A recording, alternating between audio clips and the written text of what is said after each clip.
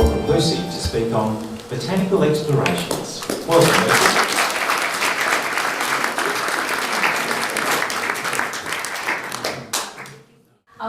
So what a wonderful opportunity for me. Andrew's given me a year's notice to get my act together and start to work on my knowledge of botanical surveys in South Australia. Many of you will know that I didn't grow up here, so I'm nearly at my 3-year anniversary. Well, actually, I'm a bit past it. So 5 days ago, I arrived in South Australia 3 years ago, and next week I'll have been director for 3 years. So I'm coming up to a lovely anniversary, and wow, has that time gone quickly. And what we found out, or I found out over the last year, is what an extraordinary history of botanical exploration we have in this state, and a really very, very special contribution to science over the last 217 years. Don't mean to be so specific, but that's where we're dating those collections to. And I just would like to apologise to all the plant hunters, botanists and taxonomists who aren't featuring tonight, because once you start to explore who's been working in South Australia, you realise what an extraordinary amount of people have contributed to our understanding of this landscape and our flora and fauna, of course. So we're going to take a little bit of a journey, and this is just a few people that I've selected to showcase, so you can imagine how many more people I had to slightly put aside, starting with to the left to the right. And the reason why the people on the right, which is all our contemporary plant hunters, are a smaller circle is I just couldn't fit it on. So nothing about stature, all about getting it on the slide. And I know some of you in the audience will recognise your forebears in this photo as well. So I'd like to start tonight with an extraordinary Scot, and with a name like Sutherland. Of course, as I have, where better to start? And I'm starting with Robert Brown. So he was a Scottish botanist and a paleobotanist who made a really important contribution, and the work that we know him for, amongst many things, is his pioneering use of the microscope. And his contributions also early work on plant pollination and fertilisation, including being the first to recognise the difference between angiosperms and gymnosperms. And he also made numerous contributions to plant taxonomy and plant families that we still have today, and numerous plant genera and species. And that's obviously an image of him as a slightly older man, but in 1801, at the grand age of 29, Sir Joseph Banks invited him to accompany Flinders on his first circumnavigation of Australia. And of course, botanical surveys in South Australia have historically formed part of very multidisciplinary explorations. And along with Flinders and Brown, we had gardener Peter Good, miner John Allen, and of course many of you will know the extraordinary artist Ferdinand Muller. And the landscape artist as well, William Westall. So this is what made up that group of scientific staff, if you like, on the South Australian leg of Flinders' journey. And Joseph Banks had some very standard instructions to gardeners that he sent on their way. And of course Peter Good was one of these gardeners who was supporting Brown. And I'm just going to read the instruction to you. As it deemed proper that the new plants discovered in your voyage should first appear in the Royal Botanic Gardens at Kew, you are not on any pretence to furnish any person with any part of your collections of seeds, bulbs or succulent plants. You can see the absolute reason why we use the term plant hunters, and this immediately brings this competitive edge, which it was at that time. And I found Joseph Banks' instructions to Alan Cunningham along similar lines, and I just wanted to read those out. You're not to allow any person whatsoever to receive or under any pretense to obtain from you any part of the seeds, any part of the plants or bulbs collected by you while you continue in your present employ, Should any new plant sent by you to Kew appear in any other garden, an inquiry will be immediately set on foot to find out in what way. My goodness, you can imagine Joseph Banks being this big character. So, if it proves to have been obtained from you in any circuitous manner, whatever you have imparted with, it will be deemed a breach of the fidelity you owe to your employers. But anyway, yeah, so really lovely to really start to understand what was happening in society at the time, and quite ruthlessness around these explorations. I'm just going to check the time, because anyone that really knows me knows I can talk underwater, and I'll look around. I'm hoping someone's keeping time for me as well. By 1800, we had most of the Australian continent mapped, except from, and my apologies for the pronunciation, I've been Googling it this afternoon, and I hope it's called is it the Noits Archipelago? I've got a few nods there, excellent, thank you very much. Near Ceduna, right through to the east coast of Australia, and most of that was often depicted blank. I'm telling you things you already know. I'm in a room with the Royal Geographic Society, so I know you're fully on top of this. But natural history surveys were a really, really important part of that journey, and I'm just drawing your attention, and I know you can't read it very well, but this is an extract here on the right from an article that Robin Barker did in the Journal of Adelaide Botanic Gardens in 2007. And what we can see here on the left is all the places that Robert Brown went. How long he spent there, anything from 24 hours to sometimes 4 hours, 24 days, sorry, to 4 hours. You know, how many plants were collected, how many seeds, and then how many paintings did Bower do. So on the top one at King George Sound in Western Australia, 24 days they were collecting 500 plant collections. Bower did 49 drawings, so that means he was producing 2 a day. And anyone that knows botanical artwork will know that's an extraordinary accomplishment in a very short period of time. So these were the instructions that were the British Admiralty instructed to Flinders, and it really highlights how important the role of the naturalists was. So during the course of the survey, you're to use the tender under your command as much as possible, moving the investigator onward from one harbour to another as they shall be discovered, in order that the naturalists may have time to range about and collect the produce of the earth, and the painters allowed time to finish as many of their works as they possibly can on the spot where they may have begun. So strong recognition of how important the work that they were doing. So in 1802, those first plant collections, that's what we know as the first plant collections made in South Australia. And very shortly after, of course, the French naturalists under the command of Baudin on the Géographe were here, and they did meet up, of course. But Robert Brown's collections in 1802, so he made about 300 collections over a very short period of time from January to April in 1802. And overall in Australia, he made just under 5,000 collections, so 4,788. And Brown published the first part of the Flora of Australia. So what an extraordinary pioneer in contributing to our understanding of our plants. And these are some of his collections made in 1803 to 5. And these are in our state herbarium.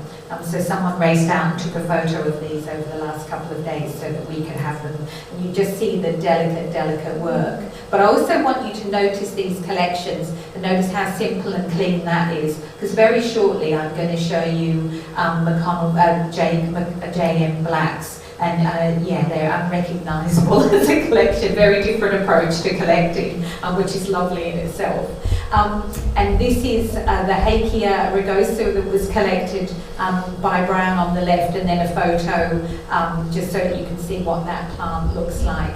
Where you see that big red label, and I'll come back to explain what these are, that's what we call type specimens. So they're very, very important, globally very important collections, and Brown's collections certainly were.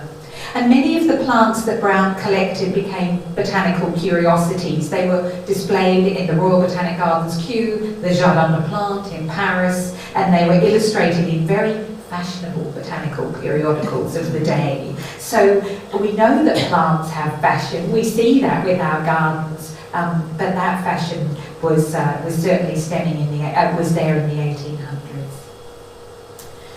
1800s. This is a particular collector who's probably Australia's finest botanist in the 19th century, and this of course is Dr. Ferdinand Muller, who came to Australia to escape tuberculosis. He arrived in Port Adelaide in 1847, and he's renowned for identifying and naming hundreds and hundreds of plants. So in South Australia, he was here from 1847 to 1852 for 5 years, and then most of us will know that he moved permanently to Melbourne, and of course he was the director of the Royal Botanic Gardens, Melbourne. So he travelled around Australia extensively, and what you find is that even though their specialty might have been botanists, they were also collecting insects and other collections as well. So these were true naturalists. And the first collection that Ferdinand Muller made was this Heliochrysum leucospidium, which is a beautiful paper daisy, as you can see here. What we know of Muller, of course, is that the ramification of his work has had incredible benefits to Australian agriculture, although often presented some risks as well. So he was famous, or perhaps infamous, unfortunately, for introducing blackberry to Australia, which I actually hadn't realised. I hadn't actually put that with Muller. So obviously that's become one of our big environmental pest plants. Through his time, he accumulated and identified around 2,000 species of plants. He was also responsible for distributing plant material and seeds through public gardens, through herbaria, through institutions, through Australia. And I think most of us that know regional botanic gardens in Victoria will know that Muller was absolutely critical in designing a number of those and setting those up. And what a legacy that we and the Victorian community and tourists to Victoria benefit from. But interestingly, blue gums in California can also be attributed to von Muller. Again, perhaps retrospectively, not the best decision now that they're a major pest plant in the USA. But at the time, of course, he was president of the Acclimatization Society for about 10 years. And so, and their philosophy was to introduce plants and animals to Australia to enhance the species that we already had. And isn't it extraordinary when you think about the knowledge we have now and how we, debate about native species and naturalised species and what's a weed and things like that. But that's a conversation of, the last 40 or 50 years, perhaps not a conversation at that time. And von Muller and Goyder, of course, the Surveyor General of South Australia, are thought to be the fathers of plantation forestry. And so Muller planted well over 30,000 trees in his time. He was the first to plant marram grass, so you may know that. But of course, we're still doing that today to stabilise sand dunes. So there were extraordinary legacies that he left. But over 5 years, he did major collecting in South Australia. We've got to it. So I just want you to focus on the map there. This is a map from Australia's virtual herbarium, and you can just see those thousands and thousands and thousands of blue dots, and they were, these are all the collections that von Muller made, and an extraordinary collection, and also just how significantly he travelled in the country. And there's no doubt he spent a lot of time in the southeast of South Australia, but you can see the work that he did in Victoria as he travelled as well. As I move, of course, to Sir Richard Schoenberg, we know he and his brother Robert very well recognised for this significant work they did in Guyana, and he collected more than 2,000 species and about 10,000 specimens. And his family, the name Schoenberg is used for 3 genera, 2 orchids, 1 compositae, which is the daisy, and used in about 256 species names. and his most important contribution to botany was considered to be the synopsis of the flora of British Guyana. Now, the map there is a map from Australia's virtual herbaria that just shows Schoenberg's collections, but it's a little bit deceiving because one of the things that not all these collections have been identified as a sort of formal herbaria collection, and actually Richard Schoenberg collected this Flora of Australia. This is the book here, it's actually in the Museum of Economic Botany in Adelaide Botanic Garden, and Schoenberg and the previous director George Francis collected live plants and herbarium specimens, and that supported a whole range of botanical research going on in South Australia, but particularly, of course, horticulture, agriculture and viticulture. In the book on Schoenberg that Pauline Payne's work, she said that, you know, he probably in Australia was less of a botanist and a taxonomist, and we know his work more in Guyana. But actually, these collections here, I'm going to talk about Robin Barker, a contemporary plant hunter and taxonomist, and Robin's work is showing the critical importance of these book collections from Schoenberg as type specimens, and I'll talk a little bit about that. So Schoenberg worked with colleagues to bring a whole lot of new plants to South Australia. What was going to grow and what needed to be cultivated. And of course, Richard Schoenberg was a big educator, so as he was learning, he was sharing all of that knowledge. He was about providing settlers with food, with medicine, with dyes, with shelter, with protection, and he was importing and testing plants and really sharing that knowledge. And at the time, the major role of botanic gardens was acclimatisation. So remember, Adelaide Botanic Garden opened up in 1857, and this was a time where the colony was relatively new. We were still needing to feed the colony, and we were still needing to learn how we were going to create a livelihood. And Schoenberg's links with Germany and Europe, South America, put him in a really strong position to do this plant material exchange. He did tea trials, sugar trials, cotton trials. He realised that this was not the climate to do that, but this was all part of the scientific experimentation as a plant hunter that he was doing, introducing grasses, fodder plants and legumes. So some extraordinary work there through the work of Richard Schoenberg. I think there might be, and these are some of his specific collections that he made and created this flora of South Australia.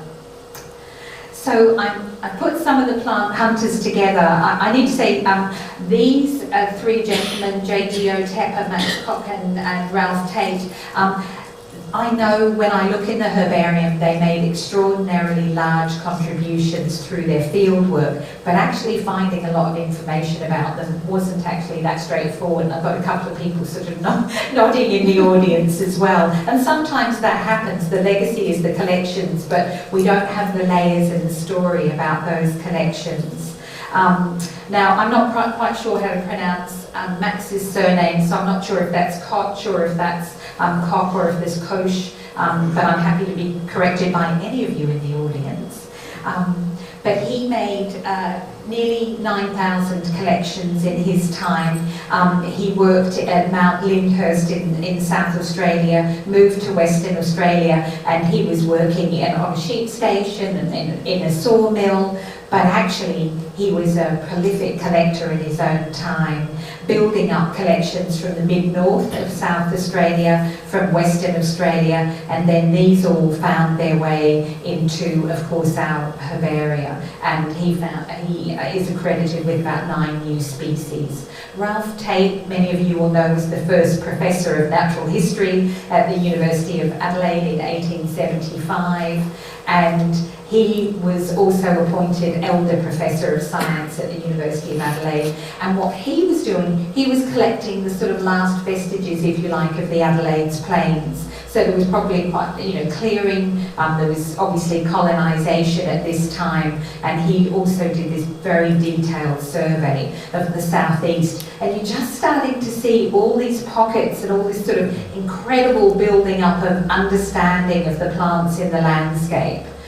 But also Tate was publishing jointly with Muller, so again you see these relationships. We'll come to the Elder Exploring Expedition, so they were publishing a lot of the results from that expedition, and he also did a census of the flora of South Australia in 1818. So really, adding the layers to what the knowledge we now have. And J.G. Otepa, so this is around 1883, he was appointed the Natural History Collector to the South Australian Museum. He was also an entomologist, and he was collecting all over Barossa, Mount Lofty, York Peninsula, Kangaroo Island, but also very capable artist. So you see these multi-dimensional aspects of our collectors at the time, and he was very part with Tate. They were partly responsible for the reservation of Flinders Chase on Kangaroo Island as a national park. So you can start to see through the plant hunters conservation even coming in the late 1800s, a recognition of the extraordinary landscape we have in South Australia, the value and the need to protect even at that time.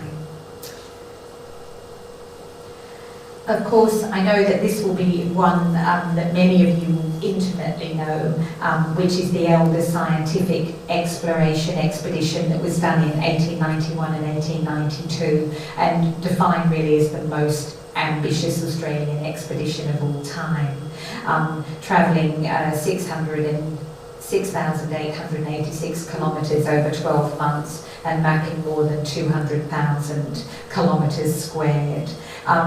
So what's really lovely when you're reading up about this expedition is David Lindsay kept a really lovely diary, and you start to really build up the story of the landscape, the use of plants, the weather at the time, and the challenges of being a plant hunter and a naturalist. And of course, this was financed by successful pastoralist and businessman Sir Thomas Elder. And so there was about 14 men, including 3 scientists, that went on this trip. And in the top left corner, this is Richard Helms, and he was the naturalist at the time. And I really like this extract from Lindsay's diary where he talks about Helms and I got on capitally, although his searching for plants, etc., often delayed us and made our journey short. Still, I did not object to that, as his work was having good results, as shown by the large parcels of various botanical specimens, besides birds, eggs, reptiles and insects. So a lot of respect for those collections. I took these extracts out of Lindsay's diary because I liked the way that the story, and that I started to get an understanding of what was happening at the time. So one is, that's probably not the best example, but the details of the temperature, the lowest temperature, the maximum temperature, the relative humidity, all of this is recorded in these diaries. The fact that they were starting, and this is primarily an arid trip, as most of you know, but they were planting wheat and barley and oats and melons and apricots and peaches and all these things. So this experimentation, this trialing was going on while in the field. But also, for me, as someone that's very interested in traditional use of plants, to see the very fine specimen of the paturi, the native tobacco, growing among the granite boulders. And the doctor photographed one specimen and we gathered some seeds. And they're obviously talking about the indigenous people of that area, taking the green leaf, lying it on the ashes, drying it out, and then actually that it was chewed and then passed on and shared. So we're starting to see not only the plant use, but also part of tradition and culture, and I love that. Even though I'm not sure that I want something, a leaf that's been chewed by someone else, I'm sort of ignoring that at the moment. How's it going? Yeah, you challenge challenging me now. And then this one as well.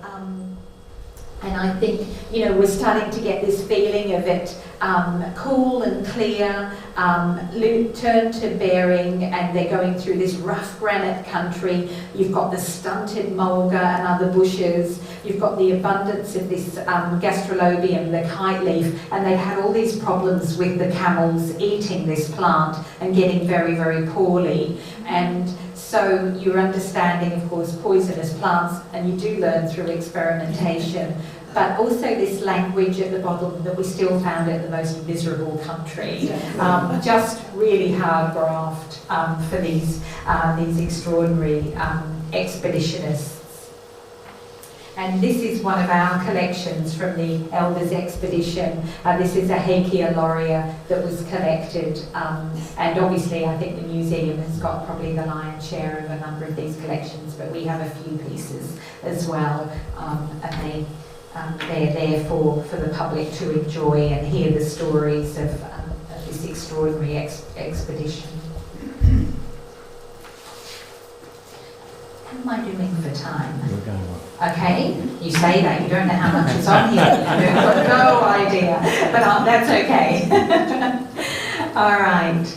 So just a little bit of a snapshot about herbarium in South Australia. So this is collections of preserved plants. So Richard Schoenberg established the earliest herbarium in South Australia, of course, when he was director of the Botanic Gardens from 65 to 90. This was then donated to the University of Adelaide in the 1930s, and it joined Tate's Herbaria, Tepper's Herbaria, and I'm going to talk about J.M. Black shortly. And then, so Tate established a herbarium within the botany department of the university, and then Cleland's collections came in, and Morris and Rogers, and all of these have then been gone back to the Botanic Gardens, which I'm sure, hopefully, Richard Schoenberg will be very pleased about, that we didn't lose them permanently. But it's very interesting how these collections can move around institutions, but they're back with us, and we have around 1.2 million of these collections.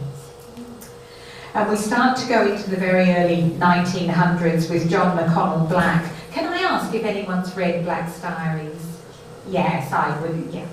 I would expect so too. I've been dipping in and out of them. Another Scot, a Scottish botanist, who eventually documented and illustrated thousands of our flora in South Australia. So he had 3-volume of his diaries, which was drawn on about 12 notebooks, and it was about the story of his life and the contemporary life at the time, and it gives a whole perspective. He found, you can see where his collections have been. So I've only zoomed in on South Australia with this map, so he did collect beyond, but for that one, just be aware that that's a limited view. I didn't filter on his South Australian collections, and these are some of his collections here. And remember when I showed you that lovely, clean, very simple copy from Robert Brown of his herbarium specimen and said, just wait till I show you Black's. And one of the things, of course, is that he's annotated this all over it. He's got these wonderful, rich notes and observations and little illustrations and things on his collections. And of course, what you find now, you look at our later collections and you think, oh, they look very sort of purified, and they don't have the depth because they sit with the field notebook. So all of that happens over here. But of course, with some of Black's collections, we see he's getting everything on that page. There's not very much white space. But the rich story and the understanding of the landscape and the plant that comes through these collections is just extraordinary. So he found a lot of exotic grasses and other weeds growing near towns through all his field work that he was doing, and he compiled the naturalised flora of South Australia. And again, these were, you know, fundamental foundation tools for everybody to use. And he began, when he was the grand age of 84, he was preparing the second edition of the Flora. He produced part 1 when he was around 87, and then a few years later he produced part 2, and part 3 was published just shortly after his death. But he made an amazing contribution through all his collections. And here's another one of his as well, just so that you can see the richness of the work that he was doing. This is a Coria rubra.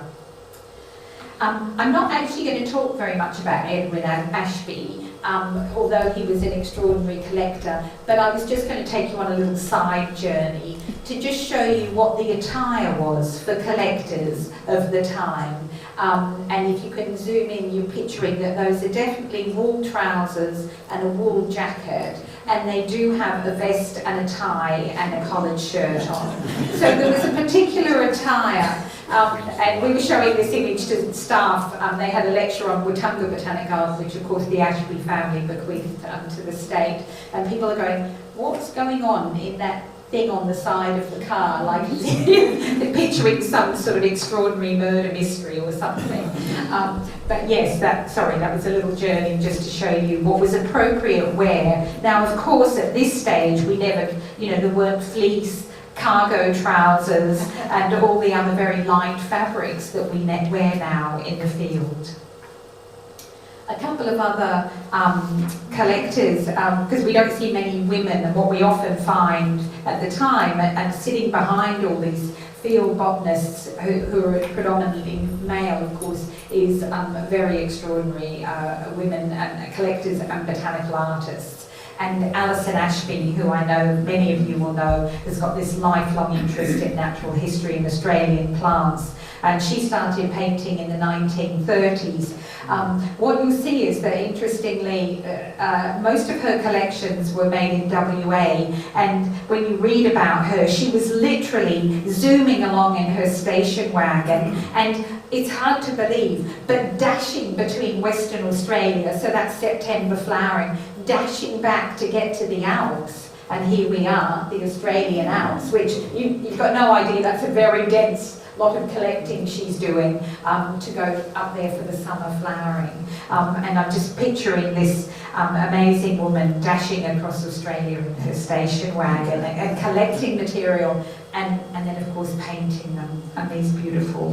And her 80th birthday was celebrated with the publication of Allison Ashby's Wildflowers of South Australia, and she's commemorated by Acacia Ashbyi and Solanum Ashbyi as well, and her legacy, these collections she made, and the artwork and the richness of that data that we still use today.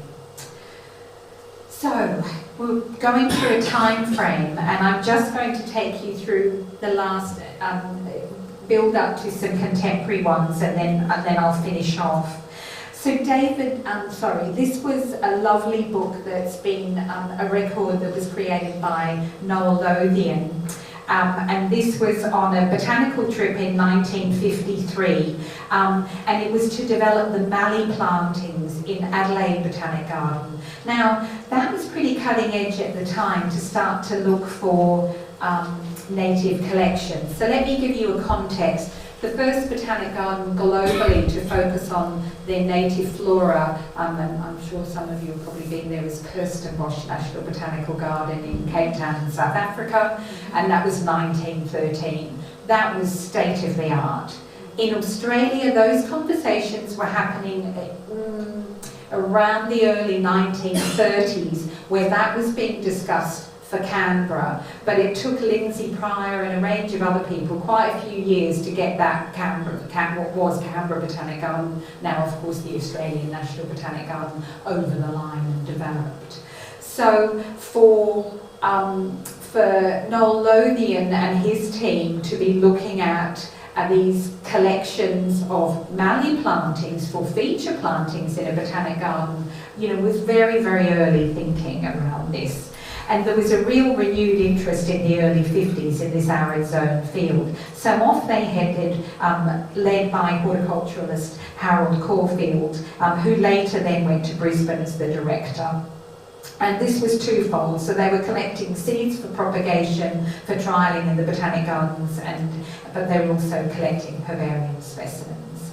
and this is Noel's images, and this is described in our book, Seeds of Change by Richard Aiken. He writes, it's a record of significant moment in the post-war scientific rebirth of Adelaide Botanic Gardens. So yeah, just lovely to see that, that field collection. I know. Look at that, David Simon. Did anyone know David Simon? Yeah, a lot of you. Look at that incredible legacy. I was a bit gobsmacked when I did the filters on Australia's virtual herbarium to just get David's collections and just saw, you know, what he'd done. So of course he started in the sort of horticulture area, studying at Roseworthy. He's originally from London, and went to the University of Adelaide, and then went and did an honours degree in agriculture, and joined the Waite Agricultural Research Institute as a lecturer in the agronomy department. He had lots of interest, but it was very much focused on that drier Solanaceae, Cassia, Senna, Oxalis, plants of the Simpson Desert. But we still are gobsmacked as the curator of the Waite Arboretum that he made that radical decision not to water the plants after establishment, to see the species, how they performed well on rainfall alone. What, you know, insightful thinking to move beyond the norm.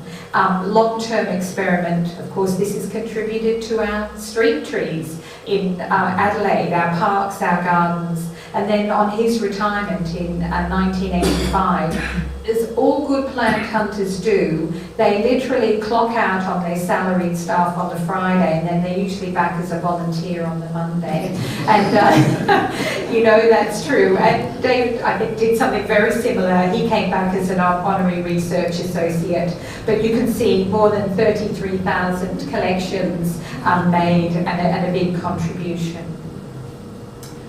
So I want to finish off by talking about our people that we have now doing extraordinary work in South Australia. So the numbers after them are the herbarium collections, but of course their legacies are much bigger than that.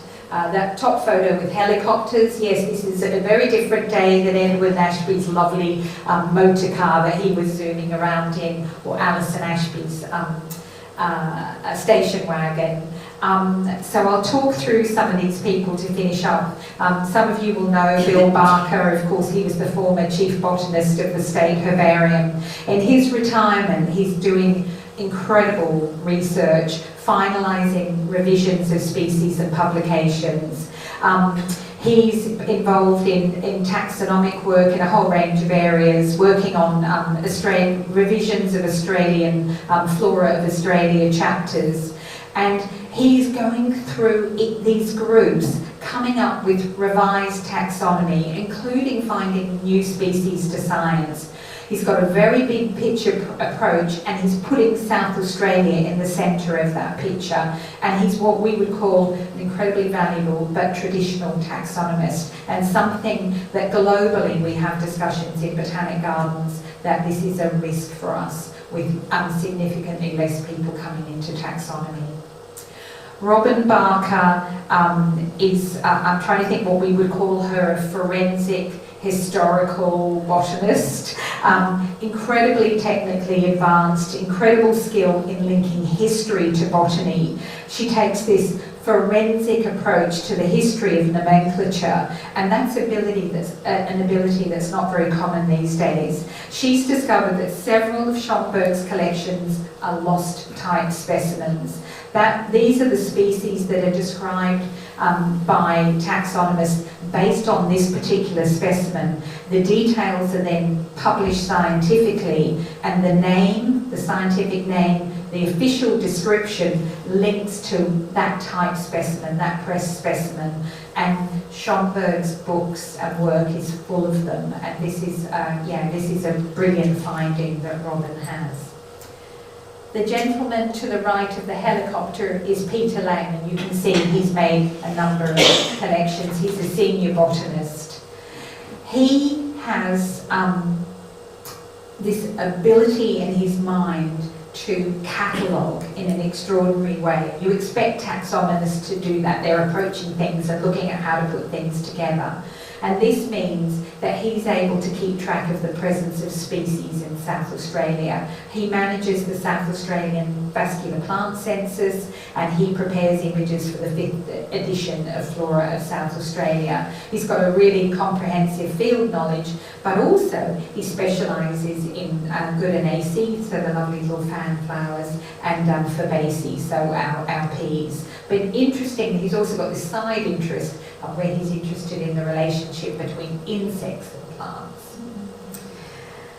And I'm just going to finish with the gentleman on the bottom left, which is a person that I've worked with for a number of years in my previous job, which is Dan Javal, who's a sort of modern day seed hunter and plant hunter.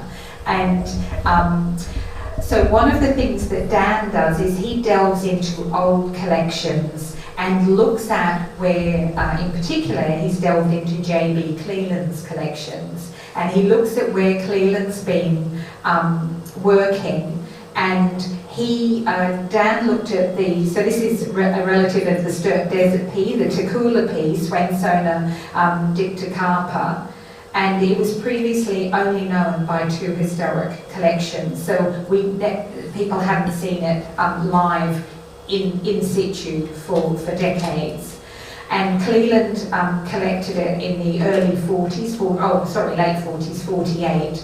And then our seed centre and our seed hunters found it in 2010, 60 years later. And they had seen that there'd been a real change in the outback. We'd had a really wet winter, and they just decided, let's just go out, see what's going on, see what we can find. And they've got this uncanny ability to find things that we haven't seen for decades. So we now, in our seed bank, have seeds of the Tacoola pea. We're doing experimentation on those. In our Adelaide Botanic Garden, if you haven't been there for a little while, you'll see some new seed production areas that have been set up. So we're going back to Schoenberg's time, but we're putting our native threatened species into agricultural systems to see how we can build up our seed collections and then get them reintroduced back out into the environment. So the type of work that we're doing at the moment, where we're going out and we're making herbarium specimens, but that's part of seed collections. So we've transitioned our botanical work to a very strong conservation focus.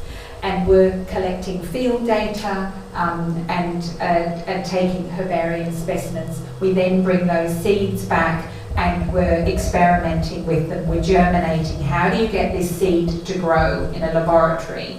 Then it moves to our nursery at Mount Lofty. How do you get this threatened species to grow in a nursery environment? How do you get it to grow in a garden? How do you get it to grow back in its natural environment? And so you can see this multidisciplinary team of plant specialists coming together to get our work back, our species back out into the natural environment.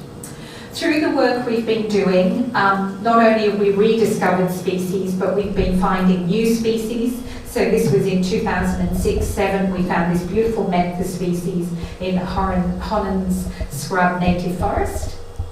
We also rediscover species, and we spoke about the Tacoola pea, so that's the top left one. You're used to the Swainsona, of course, of this striking Sturt Desert pea, but the Swainsona, and I think we've got 4 or 5 of those Swainsona peas that are threatened in South Australia. That's off the top of my head. So, and then this beautiful Veronica and the Cullen that were thought to be extinct. We're also resolving taxonomic ambiguity. So we did a number of searches of the location of Swainsona murrayana, and we've got 2 different types of collections coming up. So Robin Barker was involved in this, reviewing herbarium specimens, and revealed that actually there was confusion around our collections, and all of that got clarified. And this was drawing on original work done by Albert Morris in 1926. And so using these historical collections to inform today and what we know today, and really resolve some of our understanding and our taxonomic problems is being really, really important. We also find range extensions, and this is a beautiful little Stolonium here. It was only known as far south as the Northern Territory border, but we found it southwest of Cooper Pedy. So suddenly our understanding of how big that range is, whether in South Australia, particularly with Victorian species, we often have the outliers, but that can be a game changer when we have any biosecurity threats to a species, and suddenly we've got those species here, and that might give us an opportunity to breed more rigour into these species. So these are the types of possibilities. And of course, always increasing our understanding of species habitat and learning more about these rare species. So this one, and I'm going to apologise in advance for my pronunciation, so it's Phlegmatospermum richardsii.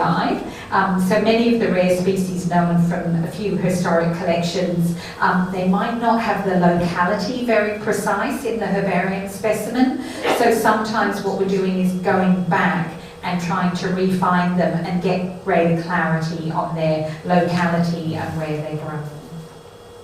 So you'll be relieved to know, Lee, that I'm going to finish up. I don't know how far over time I am, but you're very patient.